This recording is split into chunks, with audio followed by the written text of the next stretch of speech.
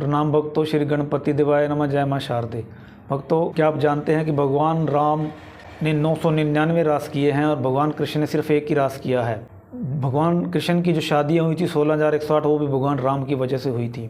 क्योंकि कहते हैं जब भगवान राम वनवास के दौरान चित्रकूट पहुँचे तो वहाँ पर कुछ सभी साधु संत महात्मा जन उनके दर्शनों के लिए आए।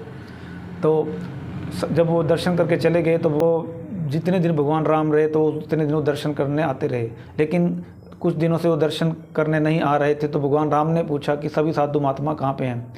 तो किसी ने आकर कहा कि प्रभु वो तो वन में पत्थर को ठोक ठोक कर मूर्तियाँ बना रहे हैं। तो भगवान राम ने कहा चलो चल कर देखते हैं। तब भगवान राम वहाँ पर गए तो उन्होंने पूछा ये क्या तुम क्या कर रहे हो। तो ऋषि महात्मा उनसे कहने लगे कि प्रभु आपने पत्थर की अहिल्या को आपने अपने स्पर्श चरणों के स्पर्श के द्वारा उसे नारी बना दिया था। तो प्रभु हम इसलिए मूर्तियाँ बना रहे हैं, देवी देवताओं की इसलिए मूर्तियाँ बना रहे हैं कि आप इनको अगर छुएंगे, आप इनको चरण स्पर्श करेंगे तो ये नारियाँ बन जाएंगी, हमारा भी विवाह हो सकेगा। क्योंकि हम इस वन में रह रहे हैं और हमारा अभी तक कोई विवाह नहीं हुआ, हमें भी जीवन में सुख दुख बांटने वाली आ जाएगी। तब भगवान राम ने कहा अरे सीता, तुम ना आती तो तुम्हारी वजह से ही सब कुछ हो गया। तुम अपन वन में आई तभी ये ऋषि मुनि भी तुम्हें मेरे साथ देख करके इनकी भी इच्छा जागृत हुई कि हमारी भी पत्नी हो।